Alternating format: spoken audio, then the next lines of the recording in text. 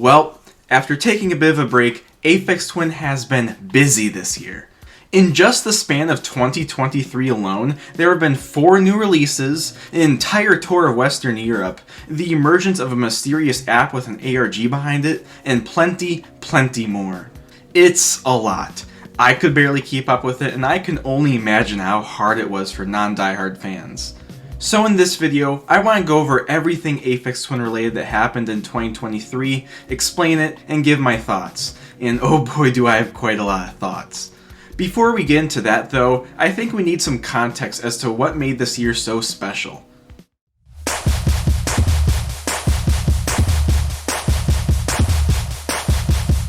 So before 2023, Richard was on a break, and while it was a bit of a shame at the time, it was more than deserved.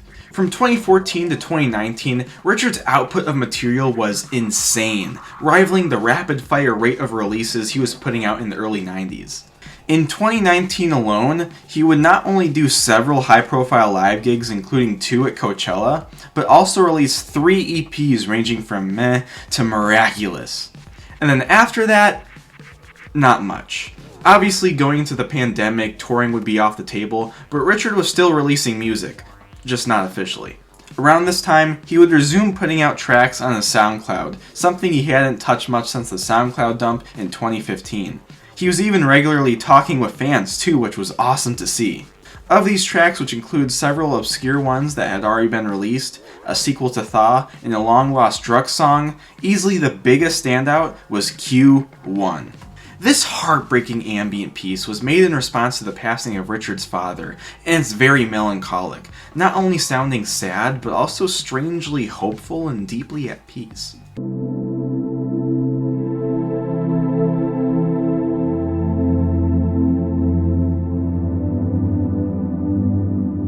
However, going into 2021, these uploads came to a stop, officially starting his hiatus from new music.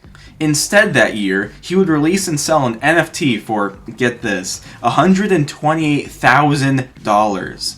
Now on the surface, this is... in the year of the NFT that 2021 was, this definitely comes off as trend chasing and kinda dumb.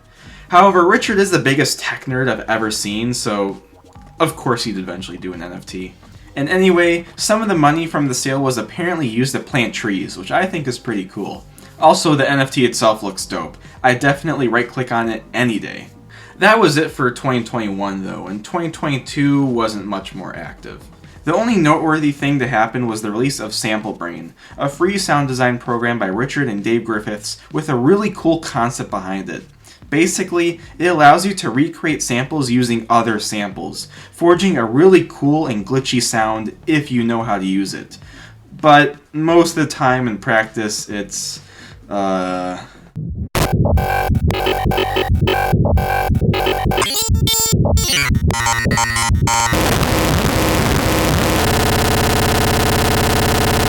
So that was a thing.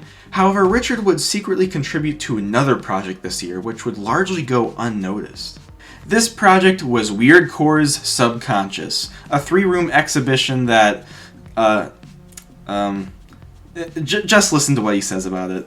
The journey in the piece, called Subconscious, is basically the first room is meant to kind of give you this sense of claustrophobia and kind of like enticing you in. The next room is meant to correspond to the different thoughts that you can have, and that's why it's going in a very directional way. And the last room is meant to be how your thoughts can go within a thought and within a thought and go really deep into kind of thinking. Yeah, sure. That makes sense.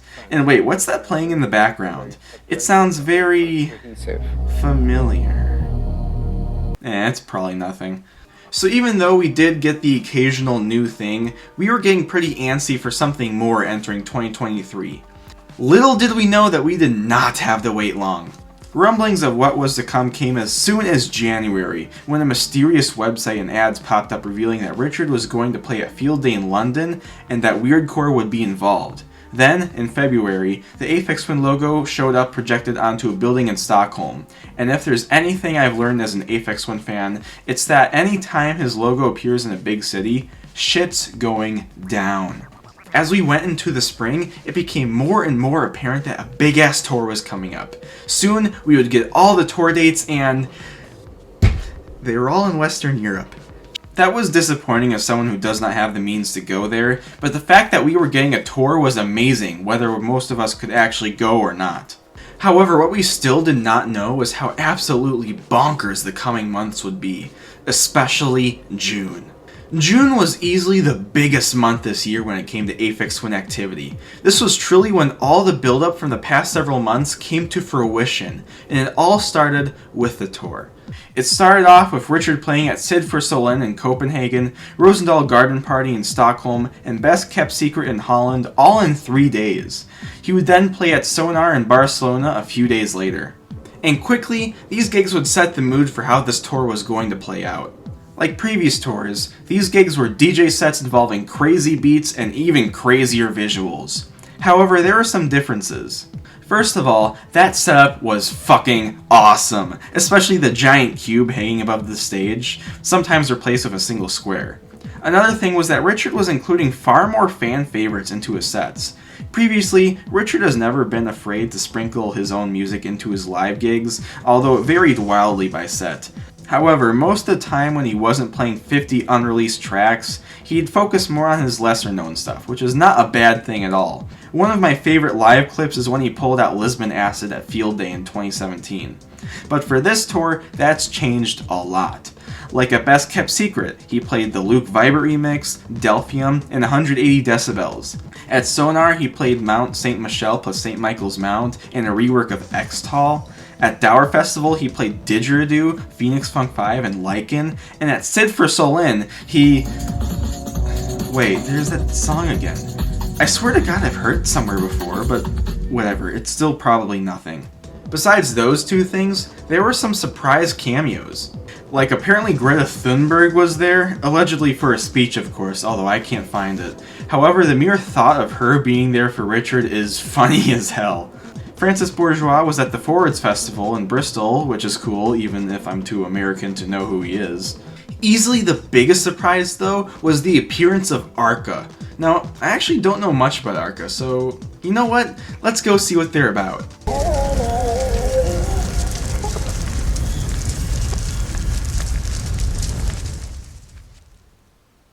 Was that sex? So I'm out of my league here, but anyway, a few days before Sonar, Arca would post these honestly adorable selfies of the both of them hanging out on Twitter, and later allegedly appeared at the live gig. This was really cool to see as Arca's a fan of Richard's music and has experimented with IDM before, and thank God because of them, we now know that Richard smells like flowers. The endless debates can finally come to an end. Now, while all of those were big surprises, possibly the biggest one would be what happened at Sonar. A day before the gig, the Aphex Twin Twitter account announced that there would be something special at the merch stand, and lo and behold, that special thing was a brand new vinyl EP. Titled Barcelona 1606-2023 in the same vein as his other concert exclusive releases, it only has 2 tracks. I gave it a not so glowing review in my Aphex Twin Worst to Best video, and my thoughts have not improved at all. In fact, they might be worse. Like, RFC Part 8 is good, but AFX FME is just bad, and I haven't gone back to that EP at all since the video. It was honestly disappointing. That won't stop people from trying to sell it for hundreds of dollars, though. That was all just the tour-related stuff from the month of June, though. I specify tour stuff because while all of this was happening, something completely different and very, very interesting was going on. You see, during Sid for Solen, this QR code looking installation was set up. At the same time, an app was released with the totally unsuspicious title of YXBOZXH0D2LU, which is base 64 for Aphex Twin.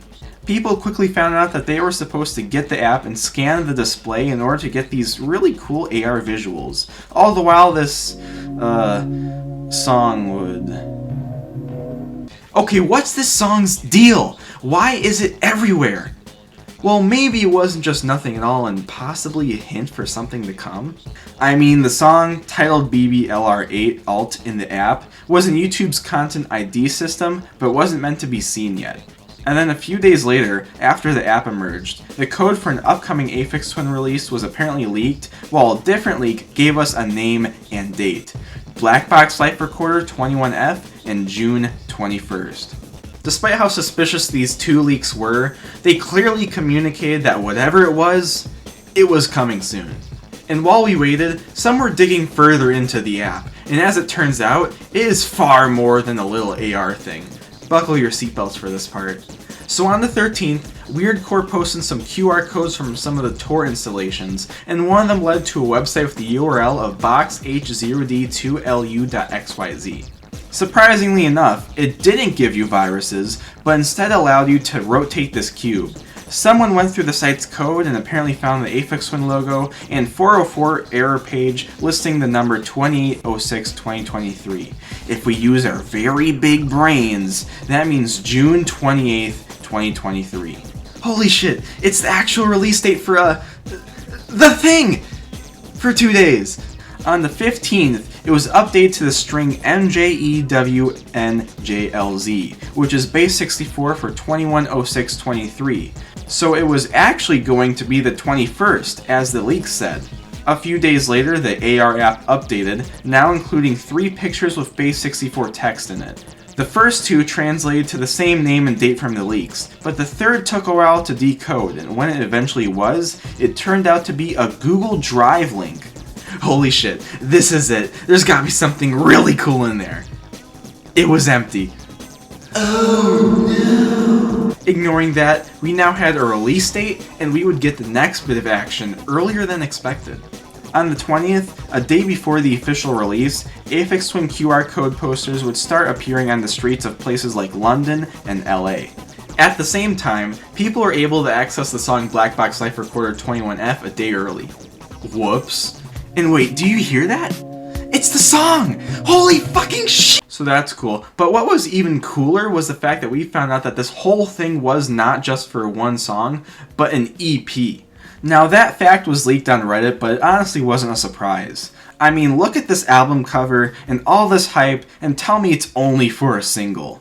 The next day, Blackbox Life Recorder 21F actually officially came out with a really cool visualizer on YouTube, as well as listings for the upcoming EP titled Blackbox Life Recorder 21F/Inner Room 7 F760 on the Aphex Twin store. And let's take a moment to appreciate the vinyl's design, because damn, you could even set it up like this and scan it later with the AR app.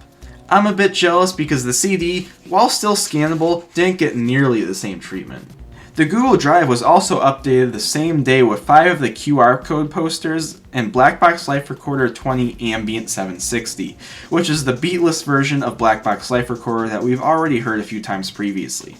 For some reason, in the drive it's labeled While Stocks Last, which is weird because it never left. You can still download it. I put a link in the description. Oh, and also Richard changed his profile picture to this, just in case he didn't have enough nightmares last night. And with that, I'm done with June. A lot of crazy shit happened. However, after a month like that, things started to settle down. All we had now were 2 more live gigs at Villafranca Festival in Verona and Dower Festival in Dower while we waited for the new EP. And some people got their copies early. Oops! And I mean really early too. Some guy got it 17 days before release and listed it on Discogs with images and everything. And then several days before release, some other people are finding it in stores or getting their pre-orders early. And of course, as you could guess, this inevitably led to the new music being spread around. To what extent? I don't know. I honestly tried to avoid them, but I did listen to a short snippet of In a Room 4 days before release, and as I said in my Aphex Twin Worst to Best video, it floored me. Eventually though, Blackbox Life Recorder 21F/Inner Room 7 F760 would release for real on the 28th. Like Barcelona, I also covered this EP in my previous videos. Unlike Barcelona though, this EP's grown on me a little. Not by that much, but I've definitely come to appreciate Inner Room 7 F760 more now. It's easily become my favorite track. But as I said in that video, Zen 2 Test 5 as well as the EP as a whole honestly is too short, and Blackbox Life Recorder 22 Parallax Mix is Nonetheless, it's still pretty good but not great. That wasn't all though, because we also got a whole new music video for Blackbox Life Recorder by, you guessed it, Weirdcore. This was pretty funny because, and I will call myself out on this one, a month before it came out, I confidently said there would most likely not be a music video. I would say I lost credibility there, but I never had any. Anyways, the decision to bring on Weirdcore for another one was a no-brainer, especially considering Collapse is one of the best music videos of all time. And while I would say this isn't as good as Collapse, I still really like it. Like, this visual is awesome, this one's cool, especially in how it gets progressively more hectic, and this one is concerning but also cool. This video was also apparently used as an ad when it came out, which I find to be hilarious. Just imagine being some random guy watching like cooking videos or something, and boom, you get cultured. However, that still was not everything, as in the coming days we would get even more music. The first batch would be bonus tracks for Blackbox Life Recorder. If you've perused the Aphex Twin store for any amount of time, then you would know that Richard is very accustomed to adding bonus tracks to his releases. But these just came out days after release, and are unique to say the least. 4 of the 5 are referred to as BBLR Driven Harder, which is just Blackbox Life Recorder, but this time mixed by Richard, and yeah, that's it.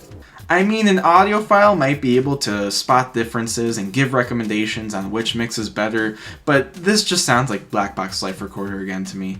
A day or so later, a 5th bonus track called M126 OMC Zek would be added, which is longer than any other song on the EP at almost 6 minutes. At first it seems like a bit of an acid house jam with this fun bass line.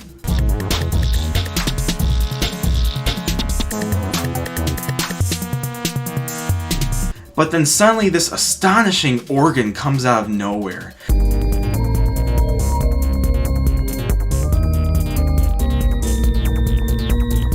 It's a really beautiful part, and as it goes on, it leaves you suspended in this calming void. You think the song is gonna end there, but then the bass line returns, and it just kind of continues on for another minute and a half.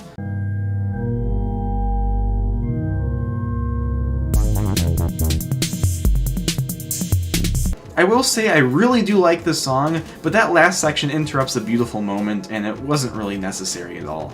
I think it would have been cool to see it on the proper EP though, even if it is different. It's not like they were running out of space or anything. The next batch of new music coming out around this time were more Soundcloud tracks. Yeah, Richard returned to Soundcloud with 3 new tracks this year.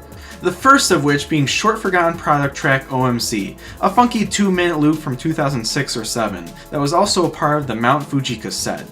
It sounds extremely similar to Product 29 from Cyro and is nice.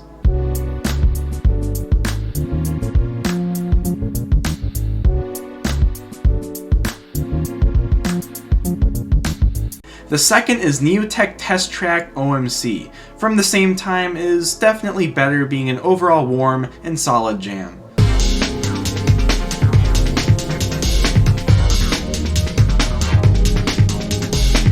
I can say the same thing for the last Soundcloud track, with the simple title of Matriarch Test 3 plus OM1 CAS plus 909 Edit 1 F6 OMC plus 1.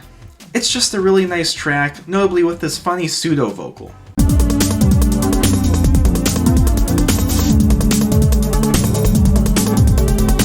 So with that, we come to the end of July with 3 pretty good SoundCloud tracks. Richard even started talking to random commenters for a bit, but soon things would slow down immensely. However, while we had some new music to enjoy, we still have a tour to finish. Now, in the month of August, there was only 1 gig scheduled. However, it was the biggest and most hyped one of the entire tour, Field Day in London. It would come on August 19th, and from everything I've seen and heard, it was the usual great show. Arca and Bonobo also played there, which is cool to see. And I think it would be a good time to bring up some of the merch Richard was selling here. Some of these designs are pretty cool. I specifically like this one shirt. There was also... oh shit, there's another one? Yep! Yet another new vinyl EP. It had this really cool cover that was not only in the style of Arca's logo, but also a darker hue of chord tracks. And that's for a reason, as the first 2 songs are the same as chord tracks'. It is a bit weird, but I don't mind it because they, alongside chord tracks as a whole, are very underrated. There are also 3 original tracks on this EP. I remember waiting impatiently for a rip of these to appear online when really, I should have just learned my lesson by now because these were disappointing. I mean, Sug E, as one YouTube commenter said, sounds like a parody of Richard's music.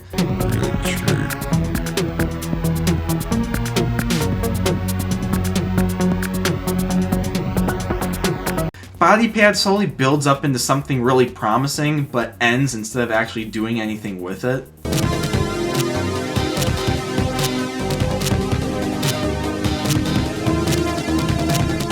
And DGITNE TST1E is blatantly unfinished.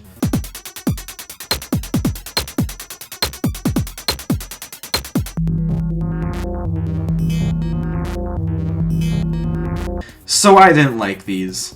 Yeah, it's got those songs from chord tracks which are nice to finally see on a physical release, but honestly I'm just gonna listen to chord tracks for those. And the other tracks sound incomplete and basic. If I were to throw this EP onto my worst to best ranking, it would end up between Ventolin and Orphan DJ Selic on the lower end of the list, even below Barcelona. However, it seems like a lot of other people like it. Moving on, 8 days later, NTS, just like with Field Day 2017, would upload a high quality recording of the event, but this time with a catch. It's a VR video. Remember those? I'll be honest, I completely forgot YouTube actually allowed these types of videos where you could freely look around in VR. I wouldn't be surprised if everyone else forgot about it too, because when was the last time you saw one? So it was quite the fucking surprise to check this video out only to be suddenly transported inside this fucking seizure cube.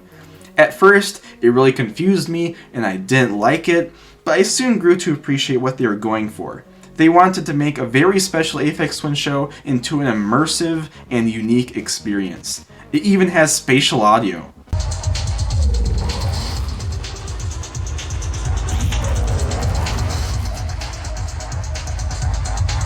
However, watching a 1.5 hour 360 YouTube video without interruptions at 4K, let alone HD resolutions, is a tough ask, and I feel like not being able to reliably watch it in the best quality ruins it for me. But if you're able to watch it in VR in the highest resolution, then I bet you'd have a blast. So Field Day gave us a lot to chew on, and as we went into September, the tour finally came to an end with Richard playing at MEO Calorama in Lisbon on the 1st. For some reason he didn't play Lisbon Acid, maybe it was too easy, and then the Forwards Festival in Bristol on the 2nd. Of course, the last stop of the tour needed something special, and that special something was a new concert-exclusive EP. However, this time it was just a cassette compilation of the previous 2 titled Bristol 020923. Not much, but I guess it's a nice thing to end the tour with. As you could probably guess, new Aphex Twin news would stop almost entirely after this. The only official stuff to come out for the rest of the year was some merch. First, in November, leftovers from the tour went on sale on the Aphex Twin store. Unsurprisingly, it was all really expensive and sold out almost immediately. I considered getting some, but then I realized that this is perfect. And then second, in December, Bleep started selling a bundle of Blackbox Life Recorder as part of an advent calendar event. What was included in the bundle? Why, this print, of course. Hang it in your room, preferably over your bed. At the same time, Stranger Than Paradise Records were selling the exact same thing, yet both of them were calling it an exclusive. Okay. Then, before I finish up, there was one last thing that happened this year that, while small, I still think is important enough to mention. So in late August, people started to realize that songs from the Soundcloud dump, which are not copyrighted by the way, were popping up on streaming services and those automatic uploads on YouTube. The account doing this was called Aphex Archives, who was not Richard. The person behind it was using the service TuneCore to upload these tracks for a very cheap price. Now this started with just a handful of popular SoundCloud dump tracks, but soon escalated into other stuff like the Analord series. When checking the account's bio, people found that it said, "Zero money is made or will ever be withdrawn from these releases." First of all, which is it? Are you not making money at all or just not withdrawing it? Those are two very different things. Second of all, I highly doubt that. There is no way to confirm if they are making money off this or not. Around the time people were finding out about this account, several using the SoundCloud stuff in their videos, including the channel Explosions and Fire, got copyright ID claims. Thankfully, they weren't strikes, but it was definitely worrying. As all of this stuff was going on, an interesting debate emerged around Aphex Archives. One side was very much in favor of its existence. I mean, it was just uploading uncopyrighted music, a lot of which was put out for free by Richard, meaning he probably doesn't care about it. Being able to access these tracks on Spotify was also very convenient, and no matter what Aphex Archives is doing with the money, considering how little Spotify pays its artists, they aren't making much in the first place. However, on the other side, people like me really fucking hated it. I'm not going to pretend like I'm completely innocent because my vast knowledge of stuff like GAC was not obtained through purely legal means. However, taking someone's music and pretending you have the rights to it for money is a really shitty thing to do no matter what. To call this music free and non-copyrighted by choice is also a stretch. Many of the SoundCloud dump tracks are now available as bonus tracks you have to pay for on the Aphex Twin store. And let's not forget that Richard's Reflex stuff is only uncopyrighted because the label is defunct. And even then, that hasn't stopped Richard from uploading stuff like Rush Up Edge to the Aphex Twin store. I could go on, but in the end, I just think that allowing Aphex Archives to exist and giving it plays establishes a bad precedent and isn't a good thing no matter how convenient it is for some people. Thankfully, it would be completely wiped a month later. However, I still think this is a primary example of a wider issue going on right now. Richard isn't the only artist this has happened to. Like, this has happened so many times to The Caretaker that he has effectively been cyberbullied into officially putting his music on streaming services. And even after he did that, people were still uploading his music unofficially. I'm not joking, it's that bad. It's especially painful in his case, as he was an amazing example of an artist finding mass success while not playing the streaming game. God forbid someone wants to control how they release and make money off their music these days. Streaming services are so big, and it's becoming so easy to put music onto streaming services whether you have the rights to it or not, that stuff like this is happening and getting worse. Independent artists like The Caretaker, who I've supported with my own money, are finding themselves being punished for the grave sin of not uploading their music on Spotify. And yes, people who do unofficially upload this music eventually do get taken down, but then more and more pop up. And even artists who do have a lot of stuff on streaming services like Aphex Twin are finding themselves being taken advantage of because they have some stuff that isn't. It's not even like the music of these artists is hard to find, as it can all be easily accessed on places like YouTube, Bandcamp, and even SoundCloud. This shit needs to change, as people should be allowed to make money off their music however they want, and not be forced to have money siphoned off of them through the unequal practices of streaming services, which, as has been shown time and time again, are easily exploitable and only benefit those at the top. And with that rant out of the way, we are finally done with 2023. Yeah, remember when this was an Aphex Twin video? I'm sorry to end things off on such a sour note, but that was just something I really wanted to talk about. And despite how shitty that situation is, you still have to admit that this was a really fucking good year for Aphex Twin. We had a really cool tour of some great live cuts. People who weren't able to make the gigs were still treated with some admittedly iffy EPs, and interesting concert footage. If that wasn't your thing, then you could dive right into this weird ARG inside an app you could play with. And at the end of the day, we all got a good EP in Blackbox Life Recorder, as well as a bunch of other content. We really have been spoiled this year, but that's not going to stop us from speculating as to what will be coming next. There has especially been a profound lack of weird cryptic shit since the merch drops, so I think it's safe to say there won't be anything new anytime soon. There are some promising things that could become a reality in the future though. For instance, Aphex Twin and Arca hanging out could possibly mean they're collaborating. We could get some very, very interesting music out of that. Richard also said years ago on SoundCloud that he was cobbling together a selected Ambient Works 85 to 92 re-release. It admittedly sounds like one of his obvious lies. However, we do have Thaw 2 on SoundCloud and that Xtal reworks at Sonar, so it's one of his more believable ones? That's really it for ideas though. In all likelihood, whenever something new happens, it'll probably come out of nowhere and be completely unrelated to the stuff I mentioned, because that's just the type of guy Richard is. However, if you do want some Aphex Twin music that we actually know is coming out, then check out the selected Ambient Works 85 to 92 rework that Greystar, me, and several others are contributing to as a part of the Braindance news community on Bandcamp and the Aphex Twin subreddit. It will be coming out on the 32nd anniversary of selected Ambient Works 85 to 92's release, and here is a snippet of my remix.